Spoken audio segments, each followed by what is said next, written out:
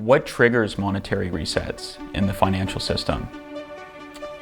War. A short time ago, the United States military began major combat operations in Iran. The monetary order is breaking down. Halfway around the world, we are engaged in a great struggle, a new world order. Vietnam is the arena where communist expansionism is most aggressively at work in the world today. I have directed the Secretary of the Treasury to take the action necessary to defend the dollar against the speculators. At Bretton Woods, New Hampshire, these meetings are designed to promote trade in the post-war world. Could we have a monetary reset without war? That, to me, seems the logical way to do it. And without revolution. But it's going to take sort of a revolution of principles among the people to say we actually demand a dependable unit of account.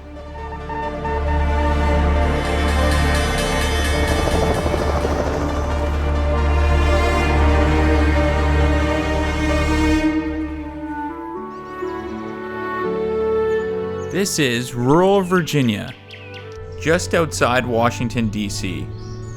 I've come here to meet one of the most remarkable economic thinkers of this generation. Judy Shelton is an economist who believes money should be tied to something real, like gold, so governments can't just print it at will, and she's been saying this for years. I wish we had a neutral reserve asset like gold, something universally recognized, something that's had constant purchasing power over centuries. The beauty of gold is that it provides a reference point independent of the government. Money is meant to serve as a reliable measure. It's supposed to be a dependable store of value. A longtime advisor to President Donald Trump, Judy famously endured very tough treatment at the hands of the then Republican-controlled U.S. Senate during the first Trump term. Judy Shelton, obviously Trump's nominee. Right. You've got some big-name Republicans that have expressed concern that she has sort of been almost anti-Fed, return to the gold standard. Senator, you are getting the authentic Judy Shelton. I think you said it best, that what we will get is the authentic Judy Shelton, and that is what bothers me tremendously.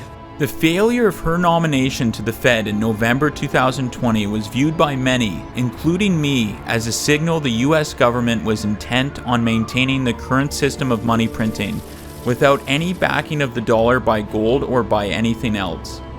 But 6 years is an eternity in politics, and a few things have changed. Gold and silver settling at new records once again today. With gold rocketing higher and many prominent voices questioning the future of the dollar, Judy invited me for a chat here at her home. The conversation around sound money has truly gone mainstream. And do you think how it's ignited around the world, do you think we've finally turned the tide in terms of how gold is perceived? I certainly hope so. It seems so. The interest in gold, the amazing run-up in the price of gold denominated in every currency would seem to indicate that people are losing faith in fiat currencies. Maybe they don't trust governments to maintain a store of value that's meaningful, that's trustworthy. So I definitely think there's a strong correlation there, and I hope it's indicative of people saying, I'm not satisfied with money that loses value, and I almost demand a unit of account that's meaningful and dependable. Judy, you've been a champion on sound money for many decades, and with that, I got to start, how did you get started in your career? Walk me back to the very beginning. I was on a postdoctoral fellowship at the Hoover Institution, and I was specifically focusing on the internal monetary and financial condition of the Soviet Union. And then I saw what government can really do to turn the money into what came to be called by Soviet citizens ruble trash. You nailed the Soviet collapse, and what drew you to study it? I happened to see in the Wall Street Journal a minor article, but it said it has just come out that the West is actually lending to the Soviet Union. And it turned out that governments and private banks were lending significant amounts of money. I thought, well, that's curious, because we're also spending a huge amount to defend ourselves against this country, so why would we be providing capital? So I proposed to write a thesis on the impact of Western capital on the Soviet economy. Condoleezza Rice, she was also working on the Soviet Union, but on their force structure, on their military condition. We used to sometimes argue in a friendly way. I said, no, economics is going to destroy that country, because I was starting to think they would go bankrupt. And she thought it might have to do with the loss of their defense capabilities, but not necessarily related to that, for other reasons, because they didn't have the innovation to stay level with counterforces. In any case, I ended up thinking, with like a green eye shade accountant, that the country, looking at their internal budget numbers, even though they showed they had an exquisitely balanced budget, I mean, the country was going bankrupt. So the state was continuing to finance losing enterprises. It was continuing to invest heavily in defense to make up for its sort of lack of quality, trying to make up for it. And so they were running a massive internal budget deficit, which meant, like any government, they finance it then through the monetary system, and only, whereas that would be inflation in our own system, when you have fixed prices, they can't go up. Yeah. So instead you just run out of everything. So it was the lines in the Soviet Union were getting longer and longer, and then that was getting our government's interest. The next thing I knew, my book turned into The Coming Soviet Crash. Dr. Judy Shelton, author of The Coming Soviet Crash. What do you think of the Soviet Union? It's an idea that went wrong. Economically, I think it's doomed. Then I found myself meeting with defense officials who said, if that's going to happen, how should we respond? I found myself drawn into wargaming exercises. It was fascinating, meeting with National Security Advisor or people at the Pentagon, and or being in remote facilities underground, testing scenarios. What would the Soviet Union do if they were pressured by this or that incident? What would be a breakout situation? But the Defense Department was very much interested in whether a country going bankrupt would lash out in its death throes and be very dangerous and aggressive, or would they go into a corner and quietly die. Judy's blockbuster book predicting the Soviet collapse would eventually connect her to one of America's most consequential presidents, Richard Nixon. As far as the Russians are concerned, they at one moment can be very Russian, and another moment can be very communist. Nixon apparently read that book and liked it. He was kind of reestablishing himself and his foreign policy credentials by saying this is an amazing opportunity, that in 1991 you had this country that had been our nemesis and the country on which we spent so much money to defend. I mean, the whole Western alliance was based on defending ourselves in the Cold War from the Soviet Union, and now it was no more. Yeah. They absolutely signed it away in December of 1991. And so Nixon he was quoted in a magazine. Someone asked him, what are you reading these days? What are you doing? And he said, I keep rereading The Coming Soviet Crash. Well, my parents saw that in the Sunday supplement of the Los Angeles Times and said, look at this. And I worked for a gentleman at the Hoover Institution, Martin Anderson, who knew Nixon.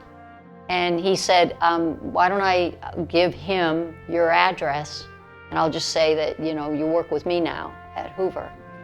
And I started getting handwritten letters from him. And I loved them. Why don't I just show you right in my office? These are those letters I was telling you about. He wrote this one to my boss, that guy Martin Anderson. Yeah. But what I liked, he ended up saying something like, He wrote, incidentally, I enjoyed meeting Judy Shelton at our conference in Washington. Okay, this is very immodest. She is a star, being blessed with both beauty and brains. From Richard Nixon. Wow. So wow, I said, but he sent that to my boss, so it was sort of embarrassing because that was the only time I ever met him. He had that luncheon in Washington. You'd see it would say Richard Nixon at the top, and then the first line would say, your article in today's Wall Street Journal was brilliant. I thought, oh, maybe this man is actually very perceptive. I've had a wrong impression of him all these decades. But it did mean a lot to him because I have come to think that he was very smart on foreign policy. And he would send memos that he had written and given to, for example, President Bill Clinton. And Clinton later said that they were extraordinary, that they were brilliant analyses of foreign policy challenges, particularly on Russia. So we exchanged letters, I guess, for 2 or 3 years. And at some point I told him, my next book is going to be on the Bretton Woods system and what was lost when that was ended. Because I thought I should at least be honest, because some people saw him as the villain for sure. And also I thought maybe he'll tell me something of his thinking. And what he wrote back was maybe more interesting. He said, I know very little about monetary policy. And I thought, and yet he's the one who ended that system. Indeed, in 1971, Nixon stopped letting other countries trade their dollars for gold from U.S. government vaults. I have directed the Secretary of the Treasury to take the action necessary to defend the dollar against the speculators. I have directed Secretary Connally to suspend temporarily the convertibility of the dollar into gold or other reserve assets.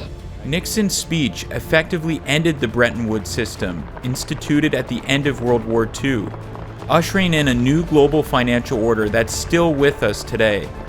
In another letter he wrote and said, I'm not sophisticated enough on monetary matters to comment on your proposals. Wow. And then we went on to talk about other, foreign policy issues. It could involve economics. He definitely had things to say about the role of the International Monetary Fund. He thought they were doing the exact wrong thing to Russia, just imposing austerity programs instead of unleashing private enterprise. And he said things like they're full of bureaucrats. They don't understand real businessmen, and they don't understand how business can help a country prosper. So he had very sound advice. I would say he did understand economics, but he was advised on Bretton Woods. And even at the time, people who know these things and have seen that film when he announced the end of it, he said, we're going to have a new international monetary system, but we know that the new system was to have no system. So post-1971, did it fundamentally just change the way how money is? It did. It absolutely did. And Americans were kind of told, oh, don't listen to these rumors. It may cost you a little more to travel in Europe, I think is the way Nixon said. Some things may seem a little more expensive, but we're going against the speculators. He called them the currency speculators, which were probably the same people who were saying, I'd rather have the gold. So in all these areas, Mr. Chairman, I can just say, as Hamlet said, and with the same feeling of deep black mourning, to the skull of his old, dear, dead friend, alas, poor Yorick, I say, alas, poor Volcker. In 1994, Judy met former Fed Chairman Paul Volcker for the first time. We all face the job of getting the economy on a sustainable, non-inflationary path. Appointed by Jimmy Carter, Volcker is widely credited with ending the high levels of inflation plaguing the U.S. throughout the 1970s and early 80s. Judy's connection with Volcker took place at a conference celebrating the 50th anniversary of the Bretton Woods agreements. We had a 3-hour conversation that was taped, and we really talked about what was lost, what was gained, because Paul Volcker was present in August 1971. At the time that President Nixon closed the gold window and ended that system. And Paul Volcker, on the sidelines in between taping, would say, you know, I never meant that to be the outcome. He said, I thought we needed to temporarily close the system because we had inflated so much to finance both the Vietnam War and new entitlement programs that we had exported inflation around the world, and those countries were now demanding that we redeem US dollars at the old $35 per ounce of gold convertibility rate, which was inherent in the Bretton Woods Agreement. And he said, I just thought we might have to go to $38 or maybe even $40. But he said, then I thought we would reinstate what was essentially the system that he said everyone at Treasury believed in. Did we essentially trade discipline for flexibility when we ended the gold standard and floated into the fiat monetary standard that we're in today? Yeah, and in a way that flexibility is kind of a weasel word that can sound good. I mean, the governments like to say we need the flexibility, but what it really means is the flexibility to not be disciplined, and then that translates into the flexibility to reduce purchasing power, to incur inflation, to debase the currency, to carry out some other goal the government deems as being important. And that's when you reduce money to being just another economic variable to achieve whatever government objective they think is in the interest of government. I think that the priority should be to preserve the earnings. When someone earns money, that's like property. And in fact, James Madison argued that a depreciating currency is the same as stealing property, and therefore unconstitutional. He considered it government expropriation. And when we first set up mints, and the first building, when our country was established, the first government building that was intended was a mint. That's how important they thought it was, because Jefferson thought having a common currency is a wonderful thing. Yeah. It's a wonderful thing, and it will help our 13 former colonies, now newly established independent states, who now formed this new country, the United States of America. We should have a common currency. We'll trade with each other. It'll be strengthening for our country. And I think that's all true. A common currency is really the ideal. And it's amazing to me. Sometimes when I talk with students, I say, don't you think it would make sense to have kind of a earth money? We should all use the same unit of account for the cross-border. Why would you have exchange rates moving around? People complain about tariffs, but tariffs have a minor impact on relative prices compared to exchange rate changes. Yeah. At least Paul Volcker always thought that. He said you could work 2 years to get a tariff whittled down 1 or 2%. And he said, and you could lose all that in 10 minutes of trade on foreign exchange markets.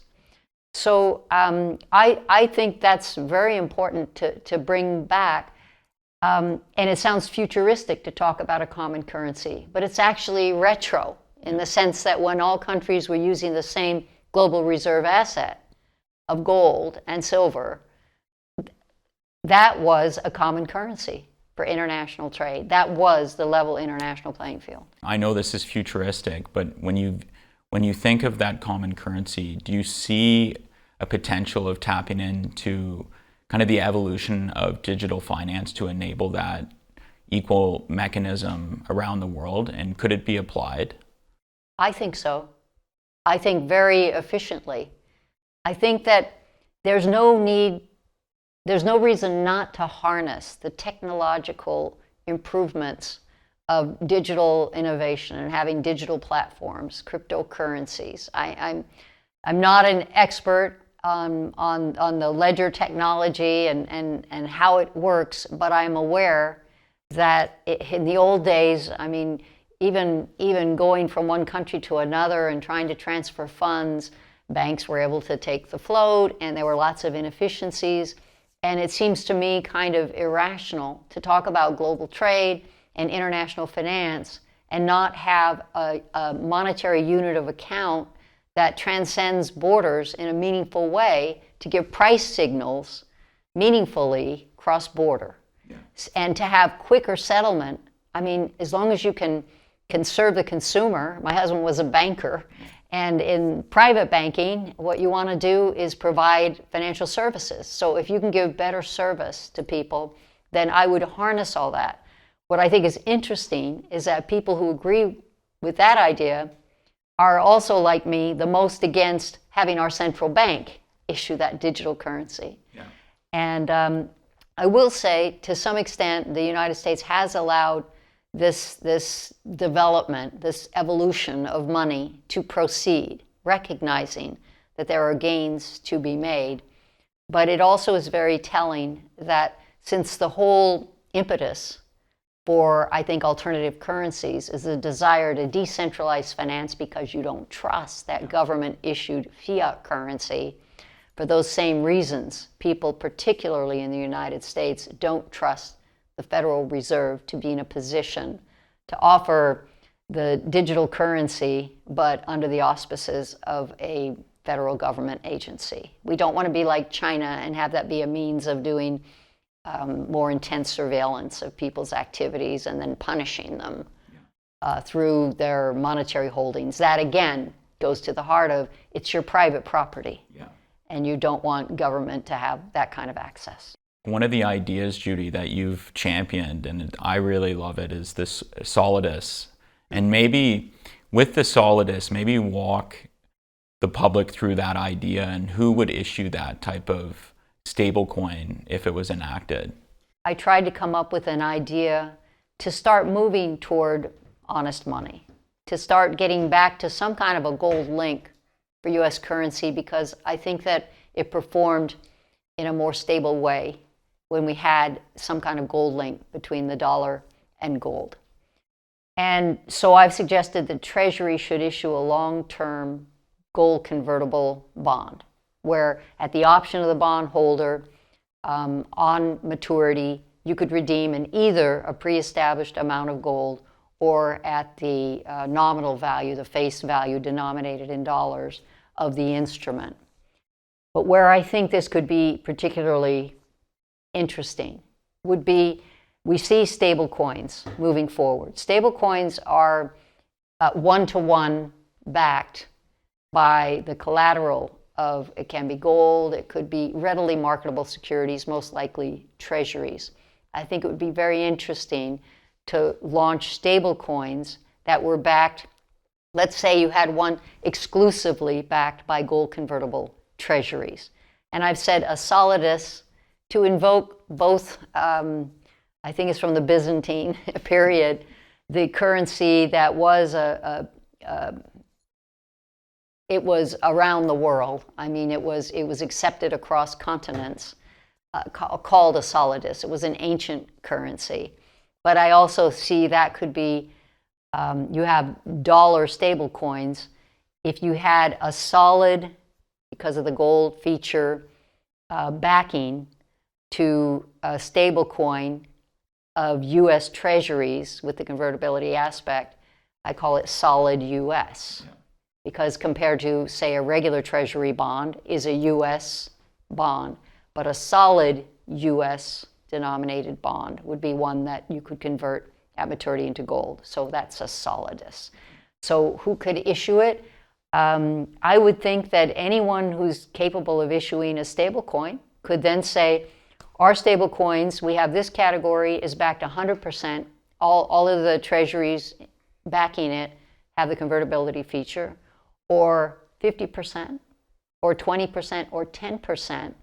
And then it's a matter of having some kind of a gold link, just as when the dollar was issued with some kind of a gold backing. It's a way of showing how much more valuable is an instrument, a debt instrument, to a bondholder if they feel protected against the money unit being debased, if they feel protection. And I think that's a wake-up call to government, because I think the issuance of Treasury gold-backed bonds would be oversubscribed. I'm convinced. It would be the cheapest way for the government to borrow money. It would be a way to capture a windfall profit because we're carrying the gold at a value of $42 an ounce. Yeah. And we know how much it's worth. Our holdings of 261 million ounces, both the Treasury and the Fed value that at 11 billion. Well, it's worth well over 1.2 trillion. And then that goes to where you started out. What does it mean, this attention to gold around the world? What does it mean that China's accumulating gold and silver? What does it mean that other countries have asked to have their gold repatriated back from the basement of the New York Fed? I think it shows this declining faith in government-issued currency and a desire to have a reserve asset that is more dependable. It's this belief that citizens deserve a reserve asset that's more dependable that arguably led to one of the most difficult episodes in Judy's career. Over the next couple of weeks, my guess is you're going to get hit hardest with respect to conversations regarding whether you're the right nominee or not, because you've advocated in the past strong money, which advocated maybe more of the gold standard. Judy, your 2020 Fed nomination process was, was clearly a lightning rod. What during that experience, what surprised? What did you learn the most from that experience? Humility, or should I say humiliation? I don't know. I don't claim to be in the mainstream of economists, but I don't think that's necessarily a virtue. You're not an economist for one thing, right? I am an economist, sir.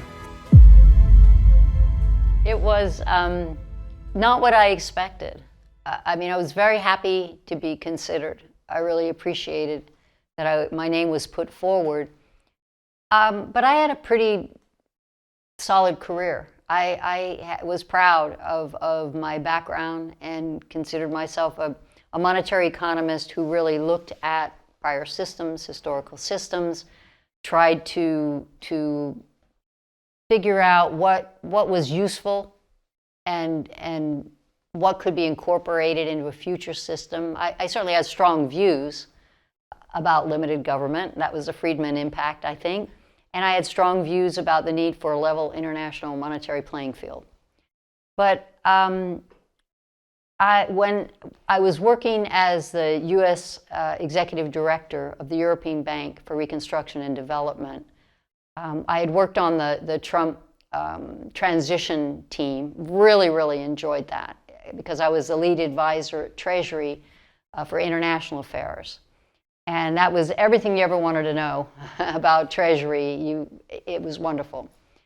But when it was over, after a couple of months, I think I stayed through the confirmation hearing for the incoming Treasury Secretary, Steve Mnuchin. They asked, do you want a position? And I was, well, no, I loved this, but no, I really wasn't looking for that. It was only later that David Malpass, who I'd known a long time, who was the Undersecretary for International Affairs at Treasury, said, would you take this role in the Trump administration? He said, it will be closure for you because the European Bank for Reconstruction and Development was set up to help the former republics of the Soviet Union make the transition to democracy and free markets. And that did appeal to me. Plus, I really liked the chief economist there, who was kind of a Russian dissident, Sergei Guriev.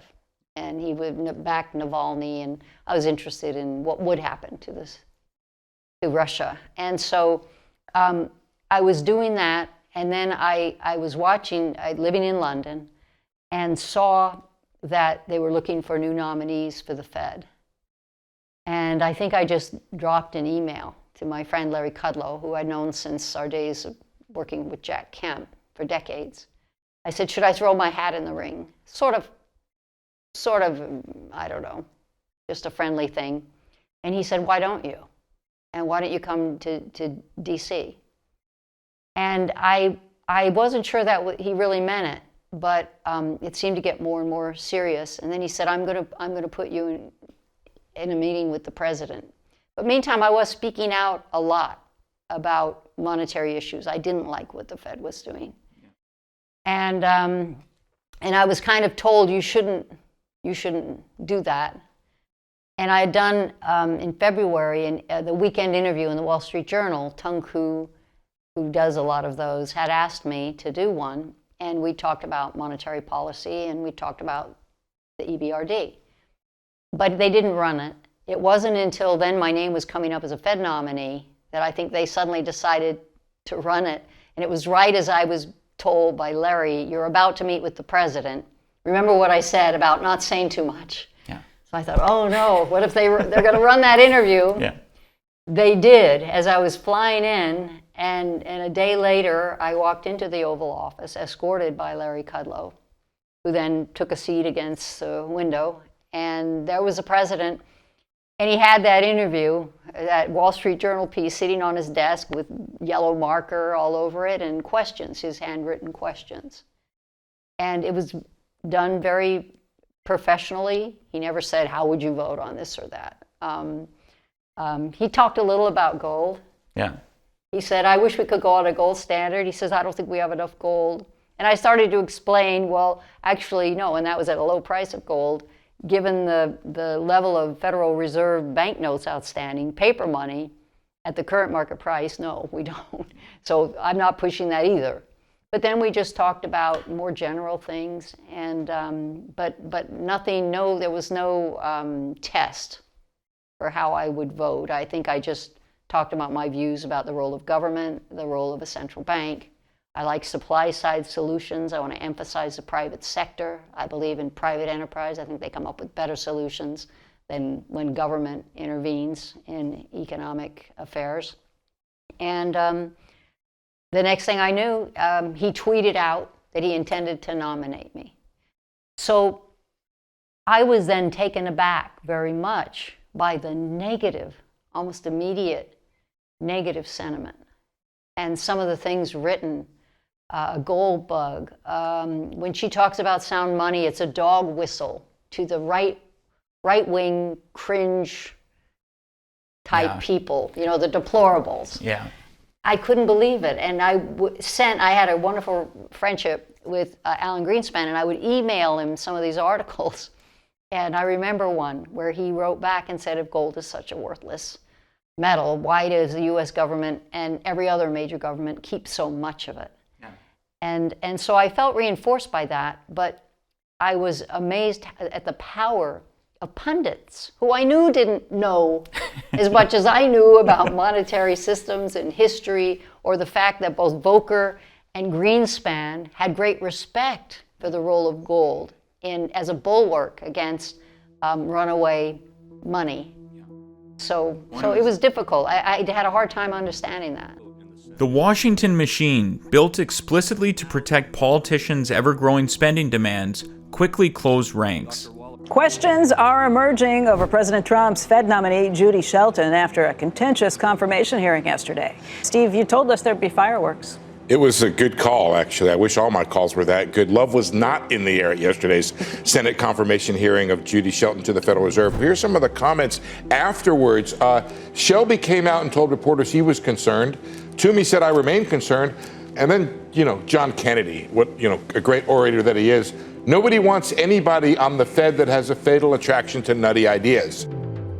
During that process, when you were going through it, how did you handle it internally, and how was it like on your family, like going through that? It was probably hard on my husband, but he didn't show it. I mean, he was just great, just supportive. But later my family members, my brothers and sisters and their spouses were there as well as my mother, came in from Los Angeles in her 90s, and our son, they were there. The people who care about you, it's hard to hear some of the, I think they felt that I was being ganged up on. So much of what transpired was about protecting an institution, the Federal Reserve, from taking a potentially new approach, one that maybe could have prevented the worst inflation in a generation during COVID. When they then had to raise interest rates so much because of the inflation unleashed, where we were hitting, 9.3% in summer of 2022. And of course, no one, Jerome Powell didn't even, there was no mumblings of him getting fired throughout. And Nobody after got fired. Transitory and all that, and there was just nothing. Yeah. Not only for all the talk about being accountable, and he repeatedly said, price stability is the responsibility of the Federal Reserve. Well, we didn't get price stability. We still don't have it. And yet he not only never apologized, but he refuses to resign. Yeah.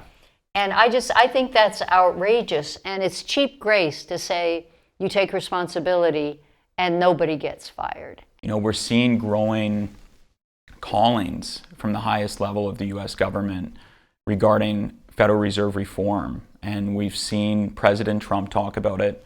We've seen the Treasury Secretary Scott Bessent talk about it. Why now? Well, I think there's been great dissatisfaction.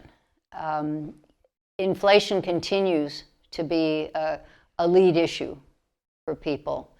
And I think the focus on the Fed, the constant presence of the Fed is sort of, for me, it's kind of an irritant. I don't think they should have this massive footprint and where people make financial decisions by first weighing in what the Fed might do, 25 basis points up or down. And now there is, in a way, we're addicted to that. I sometimes think if we ended the Fed, I don't know what all of these armies of analysts and commentators, what would they do? But we'd have a healthier economic system if people could just take for granted that the money is not going to depreciate, that a unit of account can figure into your planning for your whole future, and that you're not just trying to keep up constantly with inflation and forced to put your money at risk. I think that would be a much better world. One of the questions, Judy, that everyone wants to know is rooting back from Jekyll Island, and who owns the Fed? You know, I'm going to leave that to all the historians. The legal system says it's a quasi-private public institution. I mean, you have a board of governors in Washington, and that's 7 people. And then you have another 5 serving on a 12-man voting Federal Open Market Committee who makes monetary policy. But you have 12 district reserve banks. So the ones who are sitting around the table as now a total of 19, the 12 plus the 7 on the Board of Governors, one of whom is chairman. In a sense, they're private. The Federal Reserve district banks are meant to be closer to the private institutions within their geographical district, whereas the Board of Governors are appointed by the president. They have to be then confirmed by the Senate. So that's why you have this quasi-public-private. But that's the arrangement that's being tested now, I would say. I have to ask you about Fort Knox. And if we finally do get that audit, do you think it's more is it symbolic, or do you think we need to do that audit at Fort Knox to really show transparency? That I don't think there's been an audit at Fort Knox since 1953, 70 years ago. It's both. Yeah. It's really needed because sadly, there are a lot of Americans who don't even trust the government to accept that the gold is there. I've had people say that, and I thought, you can't be serious, but they are. And so I think it's needed. But more than that, you would have to explain whether any of the gold, there are encumbrances against it or not. And but I have discussed that. And I as I say, I think it would be wrong for me to characterize in any way the response of anyone in government to these ideas. Yeah. I think that would be improper. But rest assured, I've done my elevator speech, and in some cases had much longer to discuss these things. But I have said I think it would be a public relations bonanza. Yeah. And What's funny? Everyone would pay attention. Well, would you support the idea? I know Elon Musk said he said there should be a live video walkthrough. What do you think of that idea? I would love it. I think that would guarantee that any issuance would be oversubscribed But I also think it's imperative to reassure people who have concerns that it's physically there, that there are no encumbrances, but also the vital part is to say, and this is the official collateral for the Treasury issuance of Treasury trust bonds, I'd call them, but gold-backed long-term Treasury obligations, and therefore it has to be warehoused. And this is collateral that cannot be touched, because I think you want to prevent any future administration from thinking, why don't I just reap the windfall gain? Why don't we just sell the gold? I mean, that's what happened in the UK. And also too, Judy, like with the Treasury trust bonds, if they were applied, do you think that could kickstart a movement from other sovereign countries to initiate their own Treasury trust bond? I do. I think there would be private demand, as I say, to bundle instruments that replicate that return by putting together a Treasury obligation and a gold futures contract. But I think other countries, either because they would see that it was successful when the United States did it, and I want us to be the first to do it. I think it would be a power move. And I think it would be weak if China did it before we did. But the other thing, we could make it a condition of a trade arrangement. Because if you can eliminate currency manipulation, which is something that the Trump administration had long fought against. He was railing against currency manipulation before it was popular.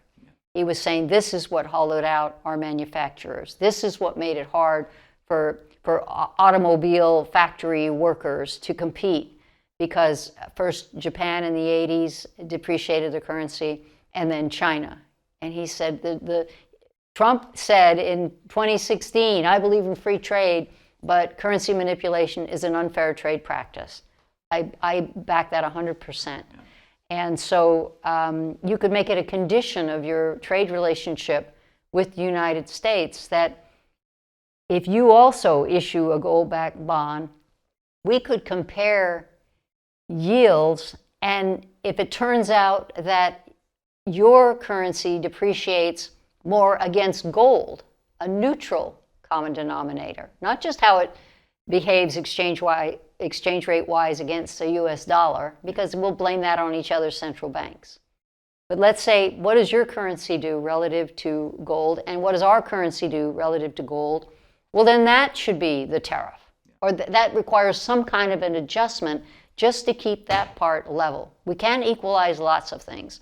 If you use human labor to produce goods, well, that's separate. If you violate intellectual property rights, that's separate. All these things we need to work out in our trade relationship. But the currency manipulation aspect, you could codify, you could quantify, and say this is the adjustment because of pure currency impacts, because it's unfair to our manufacturers, our providers of goods and services. Our major trade partners, if you look at the relationship over 10 years between Mexico and the United States and between Canada and the United States, you will see gyrations of 10 to 30%. And anytime you have that, you've changed the terms of trade. That's what I'm talking about. I think that's common sense. That's the level international playing field that I think should count for more. That brings me, Judy, like if the founders of this country, if they did see today's system, would they even recognize it? I think they would be appalled, and probably James Madison the most, because he was so clear on that. He said a depreciating currency is just like stealing property, and therefore unconstitutional. The government cannot expropriate without due process. And instead they do it in this way where they chisel a little bit. Why? What's the justification? How is that possibly even consistent with the mandate of stable prices? At best, the Fed is seeking stable inflation, but that's an oxymoron. It's not stable prices. Well, this is a very exciting day. Earlier this year, President Trump announced the formation of the Board of Peace, created to oversee Gaza's reconstruction, with UN Security Council approval and billions pledged from member countries. the organization will strengthen and even potentially rival the United Nations for global peace efforts and stabilization. It's something Judy is very interested in being a part of. I think the potential is huge. I like the concept of the Board of Peace. I think that the United Nations has become kind of a farce, and where you often have the countries who are the worst violators of human rights and abuses are now the head of the committee to study that. The Board of Peace has great potential, and I like the idea of approaching peace negotiations by making it in the economic interest, but business deals.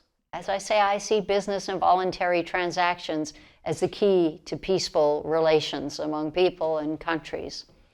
So having this level international monetary playing field, proceeding toward that through this potential new link of our currency to gold, and then other currencies, other countries deciding to do something comparable, maybe making that a parallel trade agreement that believes in competing under Adam Smith principles, so that comparative value really means something and everyone has a chance in this global marketplace based on what they produce, what service they provide, not the machinations of a system that I think does not serve the interests of productive enterprise.